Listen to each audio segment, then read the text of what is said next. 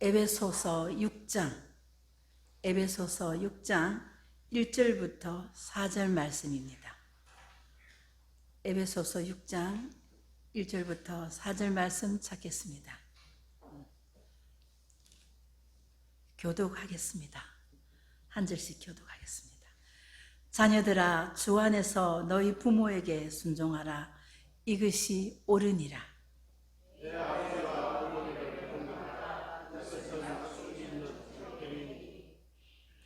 이로써 내가 잘되고 땅에서 장수하리라.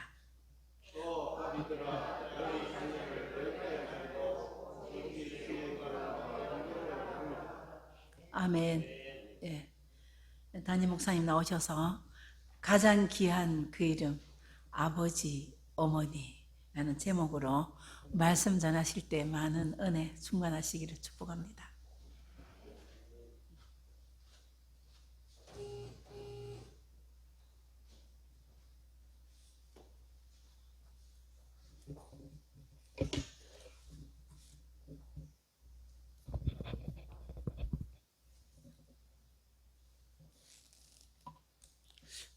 오늘은 어버이 주일입니다. 이 세상에 태어난 사람은 아버지, 어머니 없이 태어난 사람은 아무도 없습니다. 살아온 모두가 또 이 땅에서는 축복받고 살기를 원하고 있습니다.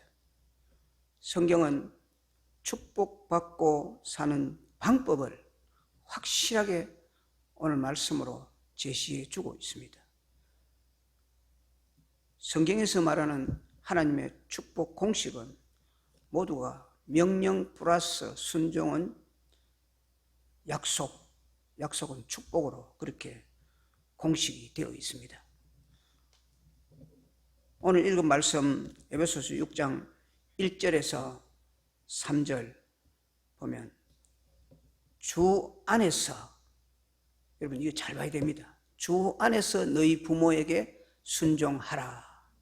이것이 옳다 그랬고, 또 2절은 내 아버지와 어머니를 공경하라. 이것은 약속 있는 첫 계명이다. 또 3절에는 이로써 네가 잘되고 땅에서 장수하리라. 이렇게 말씀을 하고 있습니다. 주 안에서 부모에게 순종하고, 또 주 안에서 그 명령을 지키고 아버지와 어머니를 공경하고 하면 이 땅에서도 잘되고 장수의 복을 주시겠다. 이것이 진리의 말씀입니다. 신약만 이렇게 한 것이 아니라 출애굽기 20장 12절에도 그렇게 말씀하고 있습니다. 시작. 네 부모를 공경하라. 그리하면 네 하나님 여호와가 내게 준 땅에서 내 생명이 길리라. 네 부모를 공경하라. 이것은 명령입니다. 또 부모에게 시간적, 경제적 마음으로, 행위로 공경하는 것은 순종입니다. 그렇게 할 때 결과는 어떻게 되냐? 내게 준 땅에서 내 생명이 길리라. 약속의 축복입니다. 하나님께서 주신 10계명에도 1절에서 4계명은 하나님에 대한 계명이고 5계명부터 10계명은 사람에 대한 계명입니다.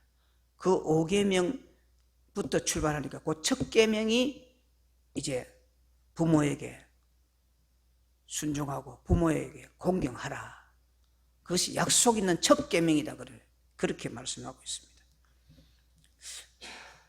우리가 약속이 있는 첫 계명이니까 약속은 지키라고 준 것이니까 이것을 꼭 기억하고 부모에게 효도하고 공경하고 그렇게 해야 될 줄 믿습니다.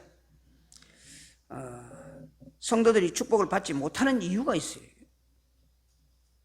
하나님의 말씀, 명령에 순종은 하지 않고 그 약속에 대한 그 축복 말씀만 믿기 때문에 이게 문제입니다. 무슨 말이냐 하면 믿으면 된다 했는데 아니에요. 그 믿음은 어디까지 가야 되냐면은 믿음은 반드시 실천까지 가야 됩니다. 이 지식으로만 생각하고 믿고 하는 것은 누구도 한다 했냐면은 성경에 보면 사단도 알고 믿는다 그랬어요. 예수님이 이 땅에 하나님의 독생자로 이 땅에 오셔서 인류를 대신해서 십자가에 돌아가신다. 그 믿는다 했거든요. 그런데 그 알고 있다 이 말이죠. 머리에서는 알지만 그것이 행함으로 갈 때까지는 여기서 여기까지 끄집어 내려오면 됩니다. 내 가슴까지 내려와서 내가 움직여야 됩니다. 그럴 때 이제 그게 순종이거든요. 지식으로는 알지 말고 지식으로만 믿고 끝내지 말고 행함이 있는 믿음을 가져서 하나님의 축복을 받고 누리는 우리 성도들 되시기를 주님의 이름으로 축원합니다. 부모님께 공경하고 효도를 하는 것은 복받는 지름길이다. 그렇게 성경은 말하고 있습니다. 사랑하는 우리 교회 성도들이 어버이 주일을 맞이해서 다시 한번 우리 마음속에 부모님께 효도함으로 축복의 가정을 이루시기를 주님의 이름으로 간절히 축원합니다. 이 온 우주에서 가장 귀한 이름이 뭐냐? 가장 귀한 이름은 아버지, 어머니다. 그렇게 저는 말하고 있습니다. 가장 귀한 이름, 우리를 이 땅에 태어나게 해주신 가장 귀한 이름이 아버지, 어머니다. 그래서 우리는 아버지, 어머니를 뭐 해야 되겠습니까? 공경해야 되겠습니다. 그 이름 앞에 더 이상 수식어는 없습니다. 안타깝게도 현대 사회에서는 부모조차 비교하려고 합니다. 아버지를 물질로 평가해서 부자 아빠, 가난한 아빠 그렇게 비교합니다. 어머니를 외모로 평가해서 예쁜 엄마, 못난이 엄마 그렇게 나누기도 합니다. 이것은 아버지, 어머니를 업신여기는 아주 나쁜 풍토입니다. 성경에서 찾아보겠습니다. 다윗의 아들 압살롬은 불효자입니까? 효자입니까? 압살롬이 누군지도 모른다고 기가 막힌다. 압살롬은 불효자입니다. 압살롬이 뭐라고요? 불효자. 그럼 불효자는 아버지, 어머니를 공경 안 했다 이 말이거든. 그 말로는 어떻게 된지 압니까? 말을 타고 막 이제 달려가다가 나무가지고 이렇게 탁 걸렸는데 거기 막 말이 너무 세게 가니까 그 피할 길도 없어가 막 어떻게 숙이지도 못하고 막 탁 끌려가지고 거기 대롱대롱 걸려붙습니다.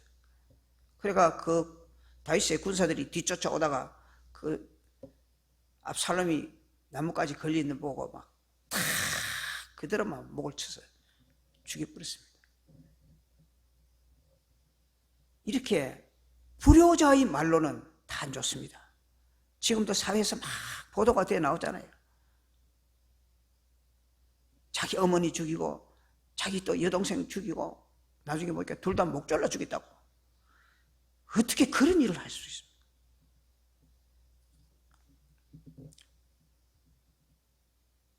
또 성경에서 아주 효도 잘하는 사람도 많습니다. 그 중에 제가 좋아하는 사람 한 사람을 들어보세요. 요셉은 부모에게 효도함으로 그의 장래는 국무총리 자리까지 올라가게 되고 그를 미워하고 그를 판 그 형제들도 용서하게 되고 그 부모와 나라까지 구하는 복을 받았잖아요. 그것도 이방 나라에서. 이렇게 부모에게 효도하는 자는 가면 갈수록 끝이 좋아질 줄을 믿습니다. 그래서 잠언 23장 22절에는 이렇게 말하고 있습니다. 시작. 너 낳은 아비에게 청종하고 늙은 어미를 경히 여기지 말지니라. 없인 여기지 말라는 겁니다. 우리는 아버지 어머니가 어떤 분인지 바로 알아야 됩니다.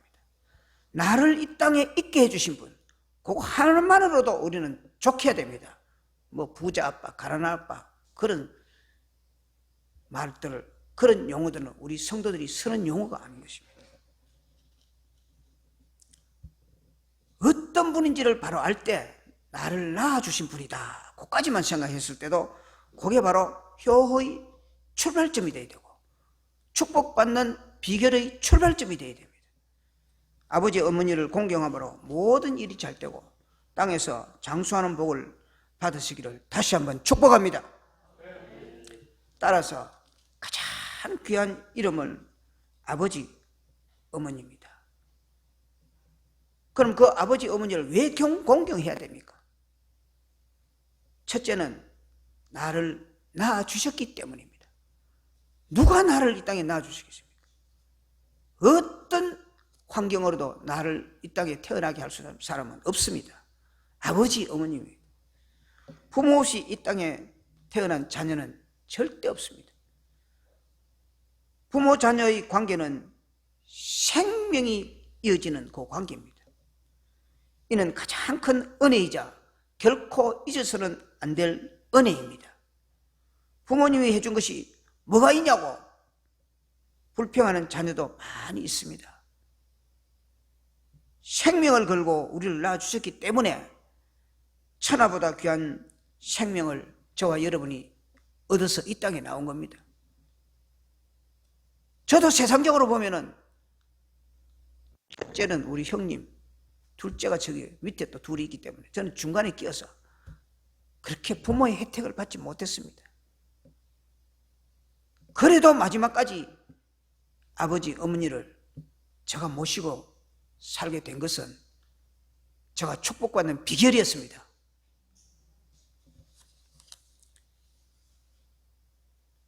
생명을 아무리 많은 돈을 갖다 준다 해도 생명은 우리가 차지할 수가 없습니다. 마태복음 16장 26절입니다.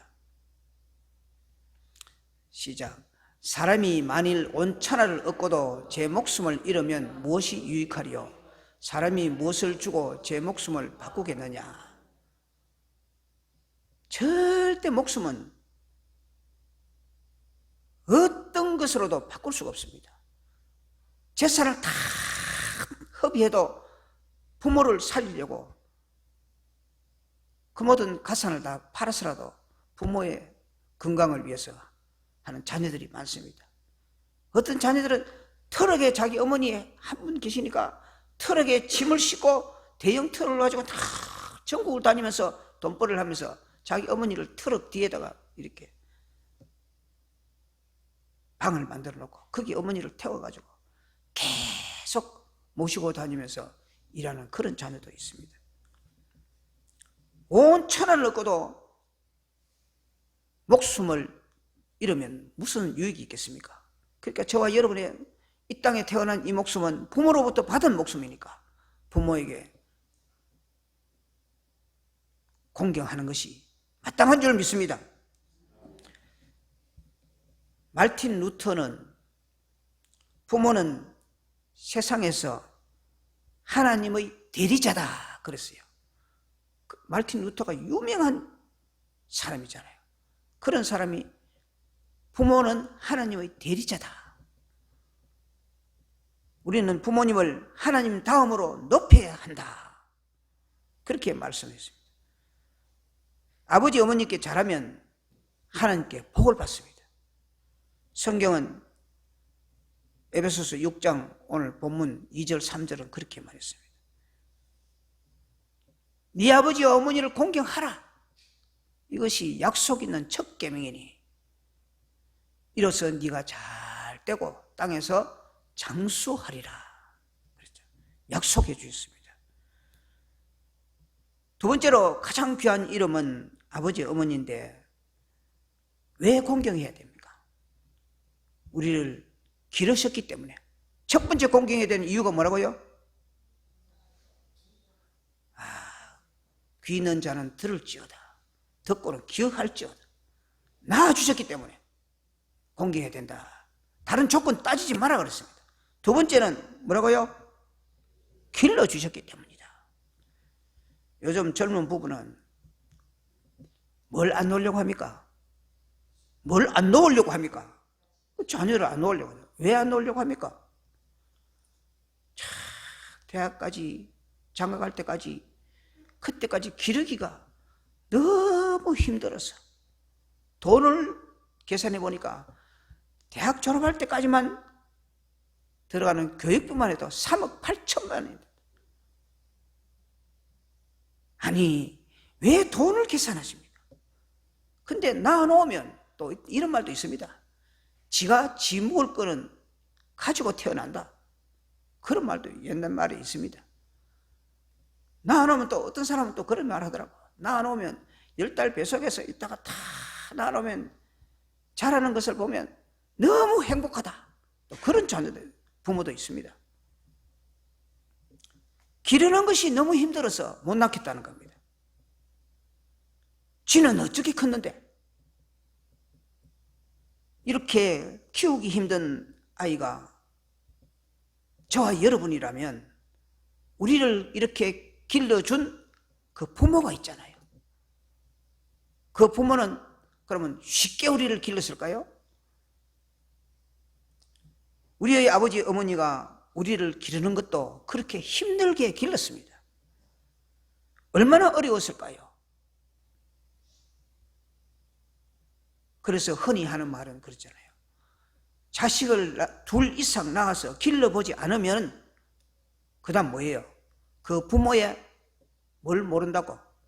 심지어 마음을 모른다고 우리가 늘 그렇게 이야기하잖아요. 그러다 보니까 저와 여러분이 어느새 벌써 부모가 된 거예요.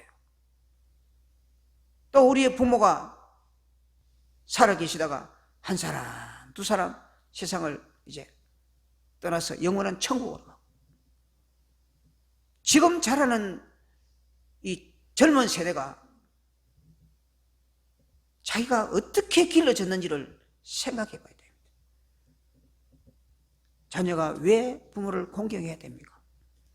가장 귀한 이름 아버지, 어머니가 나를 길러주셨기 때문입니다. 하나님이 사람에게 하시는 첫 계명이라고 명령하셨기 때문입니다. 또한 축복받는 비결이기 때문입니다. 절대 아멘 안 하고 입만 탁 닫고 있을까요? 그러면 나도 마스크를 딱 끼고 설교를 해볼까? 느낌이 오고 하면 표현을 해도 괜찮습니다. 마스크 끼고 표현하세요. 부모들은 자녀를 자신의 생명보다 더 귀하게 여기시고 길러주셨기 때문에 공경해야 됩니다. 어느 날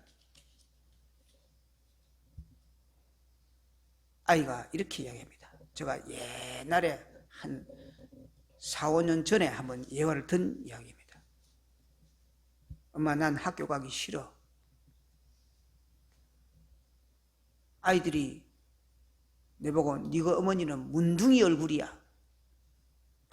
놀려대니까 학교 가기 싫다는 겁니다. 엄마는 왜 문둥이 얼굴이 되어서 하고 막 아이가 어느 날 막 웁니다. 그때 그 어머니가 아이를 품고 같이 웁니다. 그래, 내 이야기 듣고 그래도 가기 싫으면 가지 마라. 안 가도 괜찮아. 그렇게 이야기하면서 무슨 이야기를 해줍니까? 어머니의 결혼 사진을 다 가져와서 그걸 딱 보여줍니다. 보여주면 이게 내 본 얼굴이야. 한번 봐. 그러니까 아이가 보고 너무 자기 어머니 얼굴이 이쁘거든. 어머니, 결혼 때는 이렇게 이쁜 얼굴이 왜 이렇게 되셨냐고.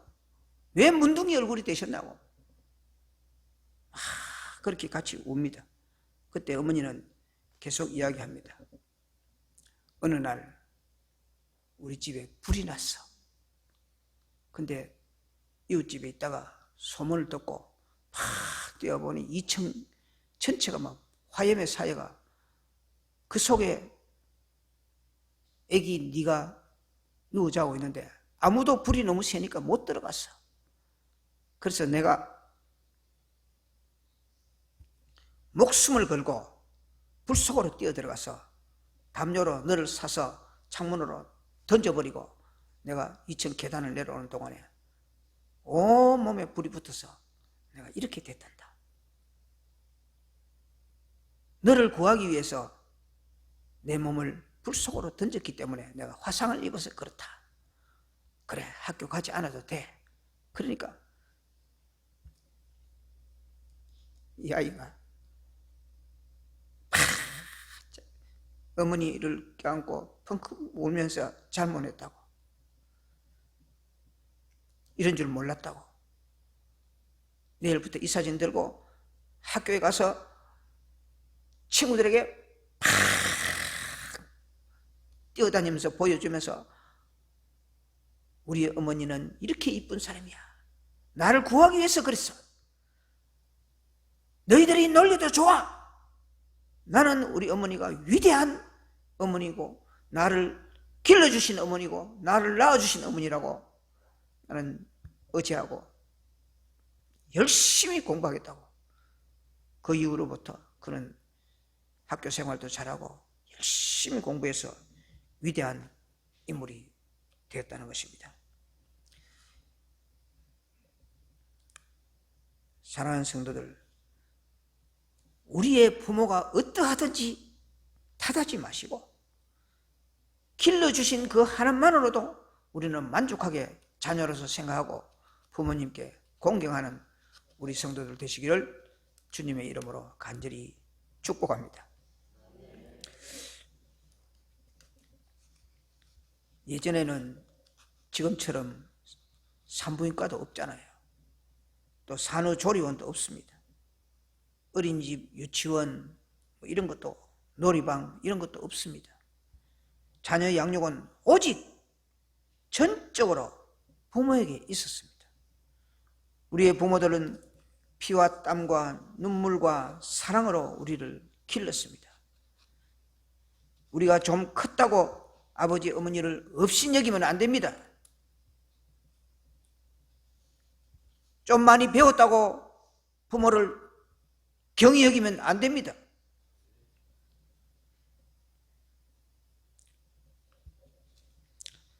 아버지 어머니를 무시해서도 안 될 줄 믿습니다.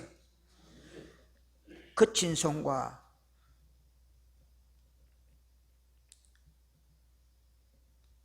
주름진 그 얼굴은 우리를 기르시는 흔적입니다.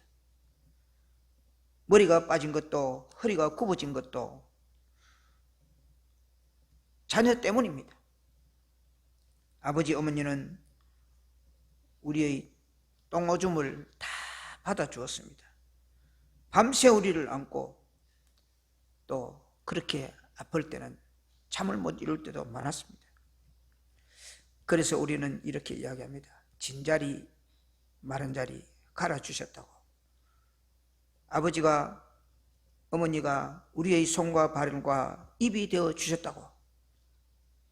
우리를 위해서 다 주셨다. 그렇게 이야기할 때도 많습니다.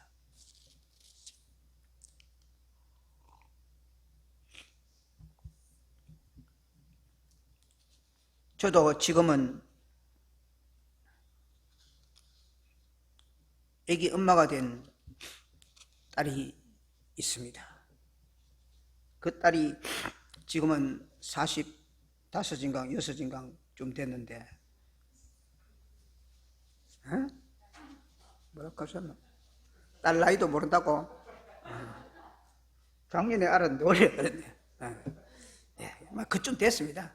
됐는데 그 애가 태어나서 계속 설사를 하는 거예요. 설사를.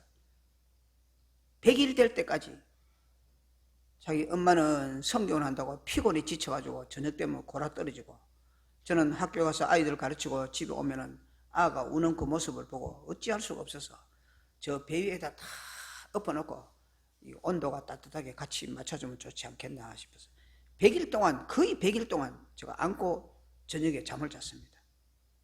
그러니까 100일 지나니까 괜찮더라고요. 아버지, 어머니의 손과 발과 눈이 되어드리는 자녀 됩시다. 아버지, 어머니가 말씀하시는 귀를 기울입시다. 절대 다 컸다고 내 혼자 사는 것 아닙니다.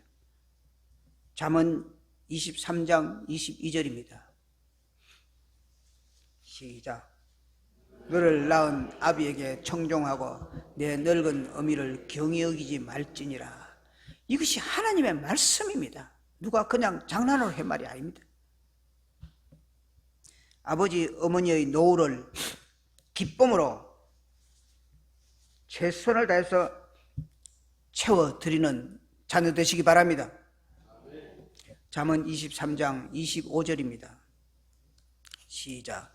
내 부모를 즐겁게 하며 내 낳은 어미를 기쁘게 하라. 포항에서 오시는 저 뒤에 앉은 우리 조집사님은 주일마다 와서 자기 어머니를 예수 믿고 천국 갈 때까지 효도하기 위해서 오는 그 모습 보고 우리가 박수를 보내지 않을 수 없습니다. 우리 교회에 나오는 모든 자녀들 다 그렇지만은 우리 이 시간에 이때 한번 박수하면 안 치고 언제 치겠습니까? 참 감사합니다. 그 어머니는 행복한 줄 알고 우리 딸 참 귀하다 그렇게 생각하면 참 좋겠죠. 그래서 가장 귀한 이름은 아버지 어머니신데 세 번째, 왜 공경해야 됩니까? 교육시켜 주셨기 때문에 공경해야 됩니다. 제가 제일 좋아하는 아브라함 링컨 대통령은 내가 성공했다면 오직 천사와 같은 어머니의 덕이다 그렇게 고백을 했습니다. 가정은 최고의 학교요, 부모는 최고의 교사입니다. 말틴 루터는 또 이렇게 이야기했습니다. 아버지 어머니가 우리를 교육하셨기 때문에 우리는 말문이 트였다. 아주 태어나서 아기 때부터 그저 자꾸 엄마가 애를 얼러주고 그렇게 한 동안에 말문이 트였다 그 말이죠. 걷고 뛸 수 있었고 학교에서 교육도 받을 수 있었다 그랬습니다. 우리가 사람 꼴을 갖춘 것은 어머니 아버지의 교육 때문이다. 부모에게서 배운 것이 없다고 할 사람도 있을 것입니다. 우리 아버지는 술주정이라고 주정뱅이라고 말할 사람도 있을 것입니다.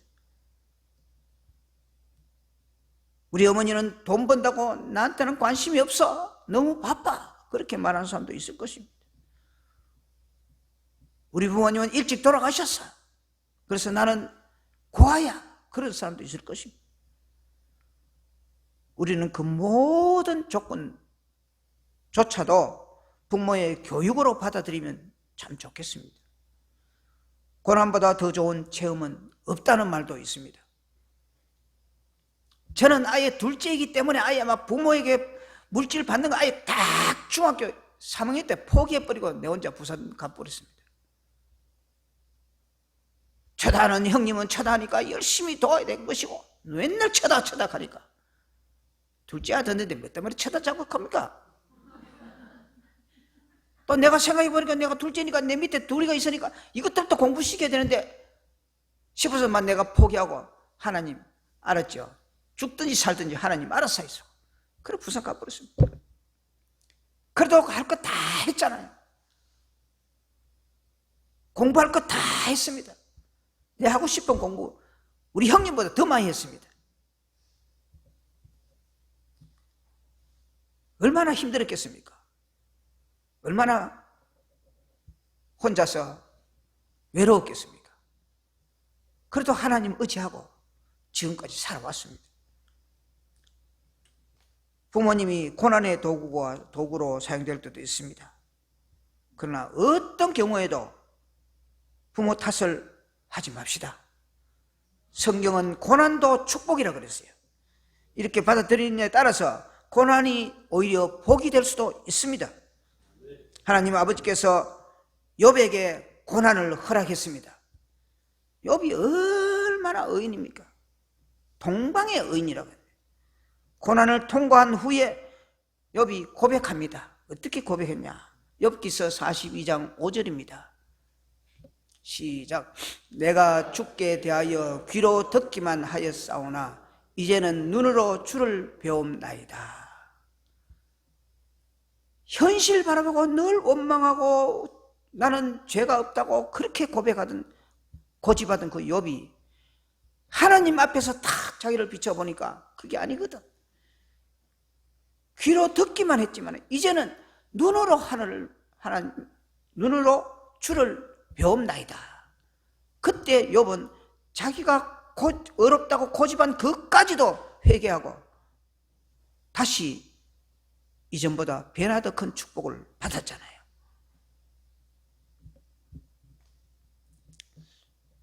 모든 부모의 소망은 자녀가 잘 되는 것이 부모의 소망입니다.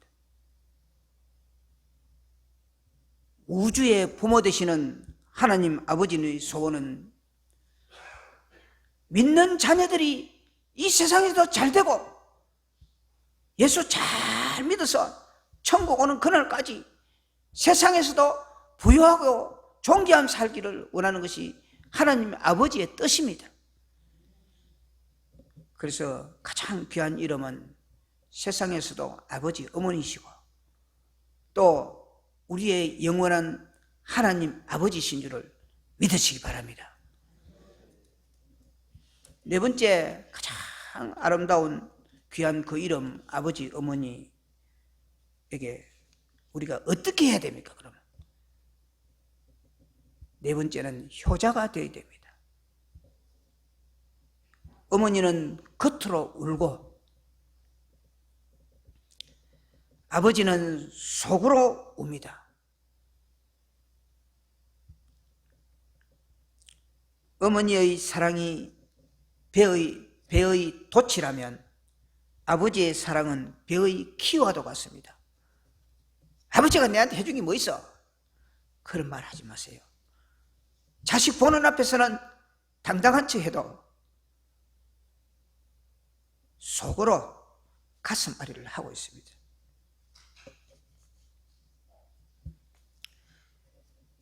어머니의 사랑이 보여지고 느껴지는 사랑이라면 아버지의 사랑은 보이지 않는 사랑입니다.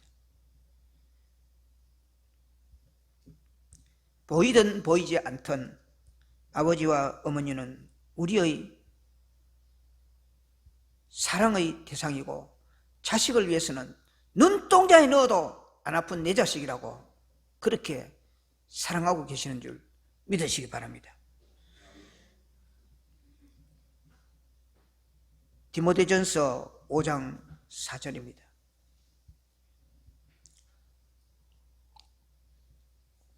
시작.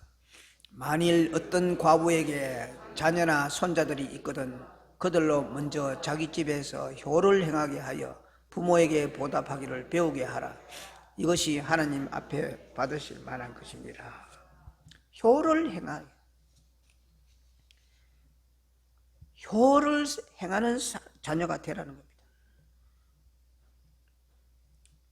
자기 집에서 효를 행하라는 겁니다. 그럼 집에서 효를 행하는 것은 부모에게 하는 길밖에 없잖아요. 부모에게 그래서 보답하기를 배우라는 겁니다. 이것이 하나님 앞에서 받으실 만한 것이다. 받으실 만한 것이다. 뭘 받겠습니까? 축복을 받습니다. 효의 길이 사람의 길입니다. 효의 사람이 성경의 사람입니다. 믿음의 사람들은 다 효자입니다. 효자는 축복을 받을 수밖에 없습니다. 이삭은 제단에 바쳐지는 순간까지 아버지 아브라함에게 순종했습니다. 모세는 어머니의 말씀을 품고 히브리인의 정체성을 끝까지 가졌습니다. 사무엘은 어머니의 기도를 배워서 나라를 위해서 기도했습니다. 디모데는 외할머니와 어머니를 본받아 믿음의 사람으로 성장했습니다. 누구보다도 더 효자이셨던 분은 예수님이십니다. 십자가의 죽음의 고통을 앞에 두고 아버지의 뜻대로 하옵소서라고 고백했습니다. 예수님은 하나님 아버지께 효자하셨고 또 육신의 부모에게도 효자로 그렇게 자랐습니다. 우리 모두 효자가 됩시다. 효자가 되면 장수와 형통의 복을 받을 줄 믿습니다. 성경은 창세기 26장 12절에서 13절 이렇게 말하고 있습니다. 시작.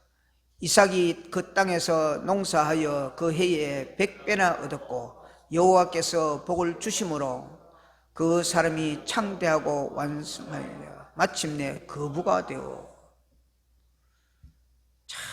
효를 행하는 사람, 어버이를 공경하는 사람에게 이렇게 창대하게 해주시고 장성하여서 거부가 되게 해주신다. 이건 이 땅뿐입니다. 이 땅에서도 거부가 되게 해주신다. 그렇습니다. 이사야 28장 12절에서 13절 거기에도 보면 복을 주신다 그 말씀입니다. 어버이의 손을 잡고 아버지 사랑합니다 라고 고백할 수 있는 그런 어버이 주일 되시기를 바랍니다. 어머니를 안아드리고 어머니 사랑합니다 라고 고백하시는 그런 우리 성도들 되시기를 바랍니다. 마음을 담아서 아버지 어머니의 삶을 인정하고 존중합시다. 이 땅의 모든 아버지와 어머니는 정말 위대하십니다. 우리를 낳아주시고 길러주시고 교육해주시고 하셨기 때문에 저와 여러분이 있는 것입니다. 그래서 이 땅의 모든 아버지와 어머니는 효를 받으셔야 됩니다. 우리는 그분들을 공경해야 될 줄 믿습니다. 지금부터 오래전의 시랍니다. 이거 이야기 하나 하고 마치겠습니다. 제주도에 아들과 어머니가 함께 살고 있었습니다. 어머니가 병에 걸렸습니다.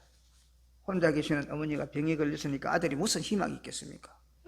온갖 정성을 다해서 어머니를 고치려고 해도 효험이 없습니다. 그는 정성을 다해 어머니를 살리려고 전국을 뛰어다녔습니다. 찾아다녔습니다. 근데 어느 날 이 아들이 잠이 깊이 들어버렸습니다. 그때에 꿈에 이 어머니를 살리고 싶으면은 요한복음 약을 사서 어머니에게 드리면 어머니가 낫는다. 요한복음 약을 찾으려고 그때부터 전국으로 다닙니다. 이 약국에 가서 요한복음 약이 있습니까? 저 가서 요한복음 약이 있습니까? 그러다가 나 서울까지 올라가서 청량리역 앞에 가서 요한복음 약이 있느냐고. 그때는 12열차 타고 올라가면 청량리가 제일 끝입니다. 서울 끝부분이니까. 그래 물었습니다. 근데 요한복음 약이 없는 거예요. 약국마다. 근데 분명히 꿈에는 요한복음 약을 먹으면 우리 어머니가 낫는다 했는데 요한복음 약이 없다. 그래서 청량리에서 나와가 터덜 다시 이제 열차를 타고 이제 고향으로 내려와야 되는데 터덜 걸어가니까 어떤 전도하는 여자분이 전도지를 탁 주면서 예수 믿고 구원 얻으세요 하고 탁 주는데 보니까 제가 어릴 때는 쪽복음 이렇게 해서 요만한 책자들이 누가복음, 요한복음 전부 따로 책자가 되어 있습니다. 요한복음 약을 탁 주는 거예요. 딱 보니까 이게 요한복음인 거예요.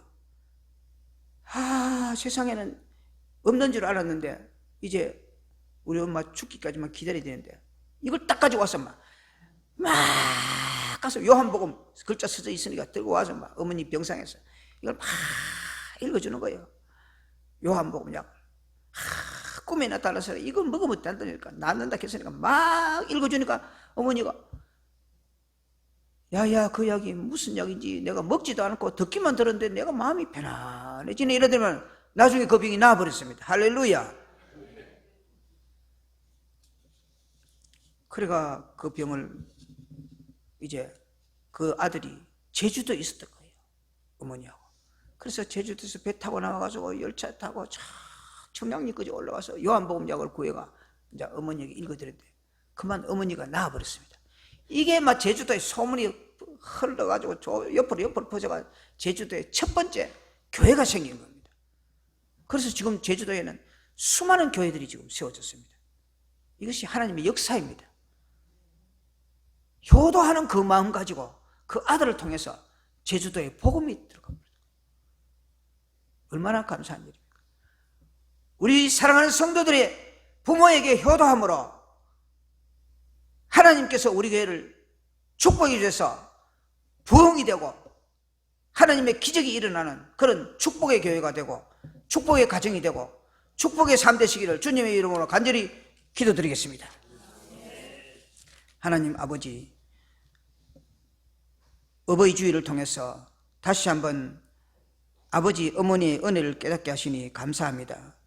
아버지 어머니의 삶을 인정하고 존중하고 살아가는 효자 효녀가 되게 하여 주시옵소서.